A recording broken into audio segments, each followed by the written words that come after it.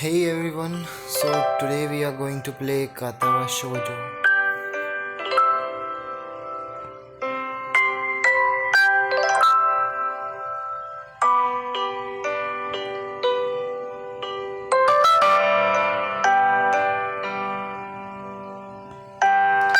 Just how long am I expected to wait out here?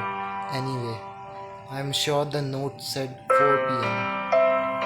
Ah, yes, the note.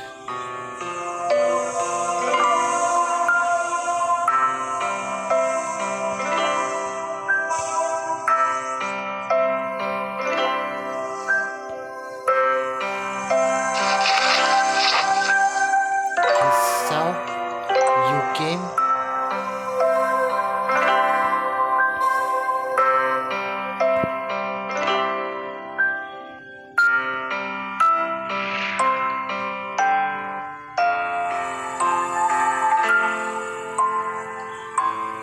Iwanako, I got a note telling me to wait here. It was yours?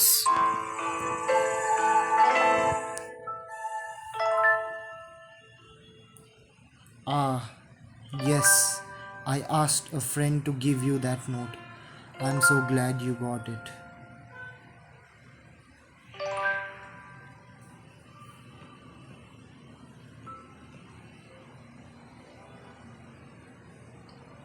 My heart is pounding now, as if it were trying to burst out from my chest and claim this girl for itself.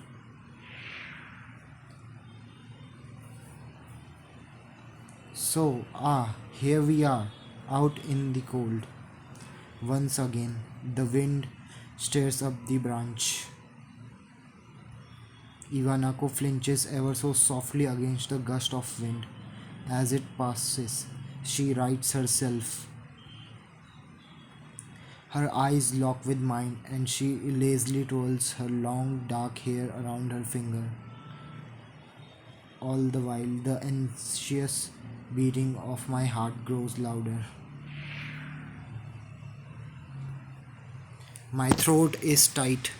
I doubt I could even force a word out if I tried. You see, I wanted to know if you'd go out with me. I stand there, motionless, save for my pounding heart. I wanted to say something in reply, but my vocal cords feel like they have been stretched beyond the breaking point. His sound, I reach up to try to massage my throat. His sound, my whole body freezes, save for my eyes, which shoot open in terror.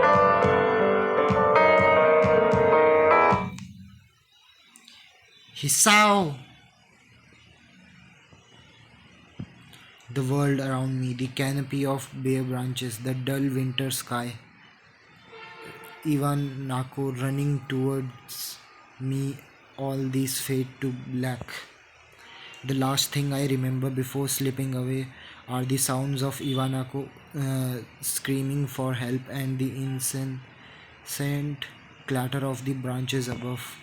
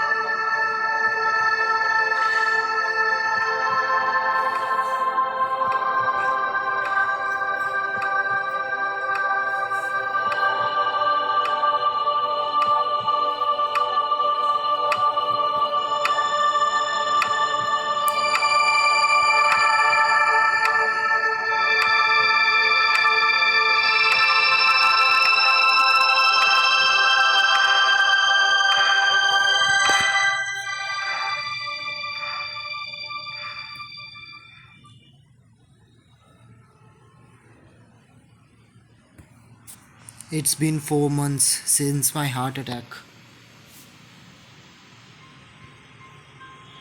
In that whole time, I can probably count the times I've left this hospital room unsupervised on one hand.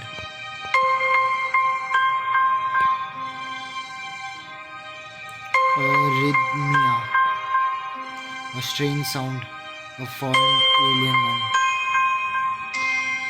a rare condition. It causes the heart to act erratically. Apparently, I have had it for a long time. They said it was a miracle that I was able to go on so long without anything happening. Is that really a miracle? It really didn't do anything to cheer me up. My parents, I think, were hit harder by the news than I was. I had already had a full day by then to digest everything. Of course, there isn't a cure. Because of the late discovery of this condition, I have had to stay at the hospital. When I was first admitted, it felt as if I was missed for about a room. For about a week, my room in the ward was full of flowers. But the visitors soon dwindled, and all the get well gifts began trickling down to nothing shortly after. I realized that the only reason I had gotten so many cards and flowers was because sending me their sympathy had been turned into a class project. Maybe some people were genuinely concerned, but I doubt it. Even in the beginning, I barely had visitors. By the end of the month, only my parents came by on a regular basis.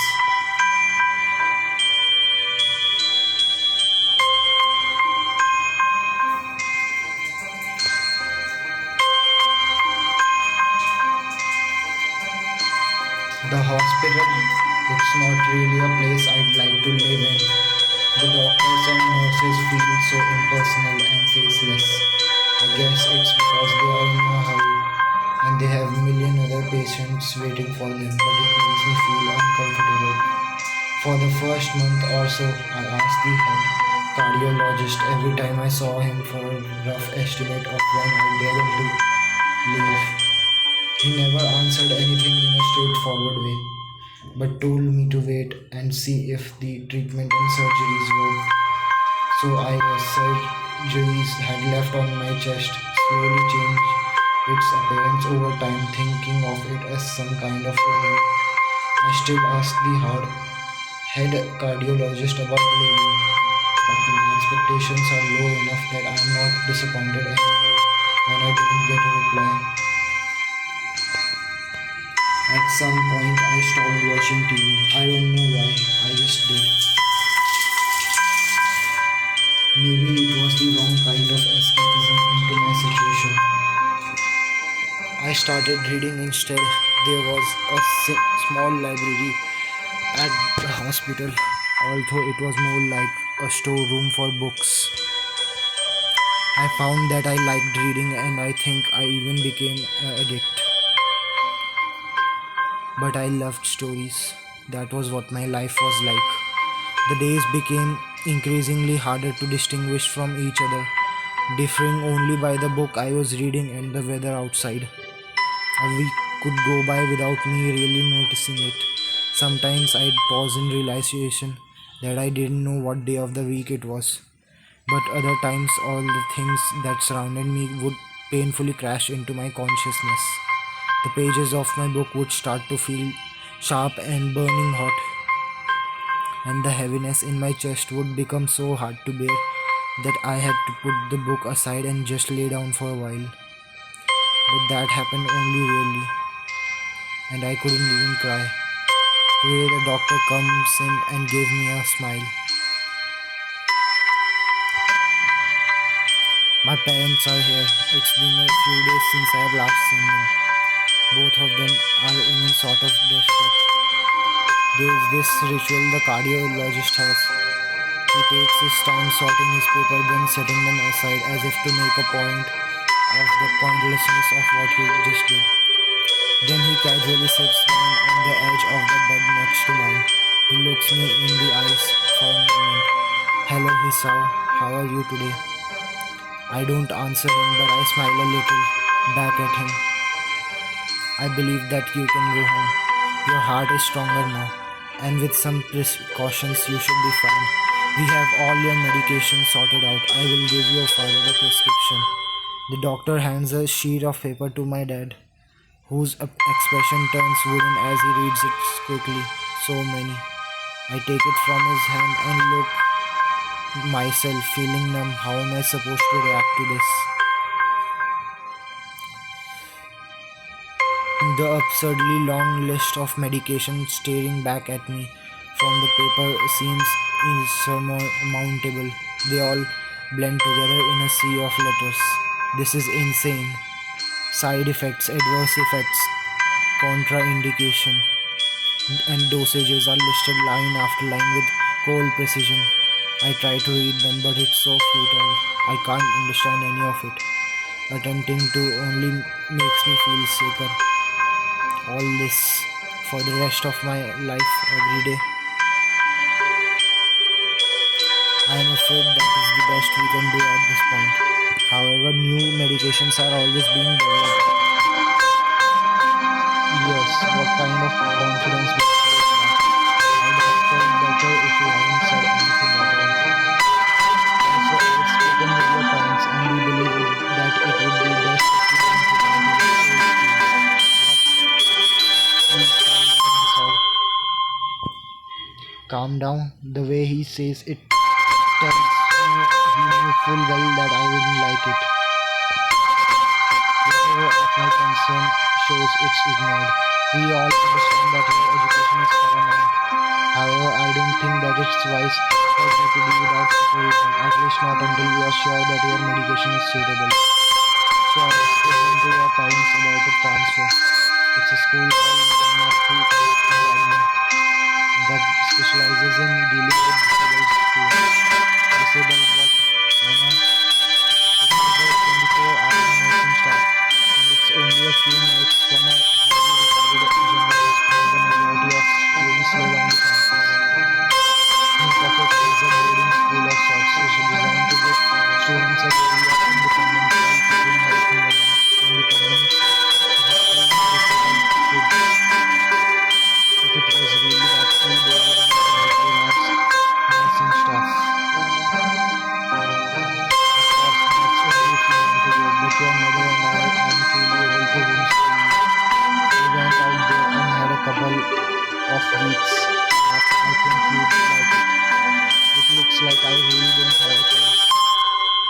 Compared to other heart problems, people with your condition usually tend to live long lives. You will need a job one day, and this is a good opportunity to continue your education. This isn't an opportunity, don't call it an opportunity. Well, you should be excited at the chance to go back to school, a special school. That's an answer. That is what I want to say. It's a step down. It's not like you think. All of the students there are pretty active in their own sort of way. It's geared towards students that can still get around and learn, but just needed a little help in one way or another. Your father's right, and many of the graduates of the school have gone on to do amazing things. One of my colleagues in another hospital is a graduate. I don't care. A person doesn't have to be held back by their disability. That's what a disability is. I really hate that something so important was decided for me. But what can I do about it? It's funny. I'd always thought my life was actually kind of boring, but now I miss it. I wanted to protest. I want to blame this lack of reaction on shock or fatigue. I could easily yell out something now, something about how I can go back to school anyway, but no, I don't say anything. The fact is that I know it's futile. I look around the room, feeling very tired of all this. The hospital, doctors, my condition, everything. There really isn't a choice. I know this, but the thought of going to a disabled school, what are those even like? As much as I try to put a positive spin on this, it's very difficult. But let me try this. A clean slate isn't a bad thing. Death is all I can think of to get me through this. At least I still have something, even it's a special school, it's something. At the very least, I will try to see what my new life will look like.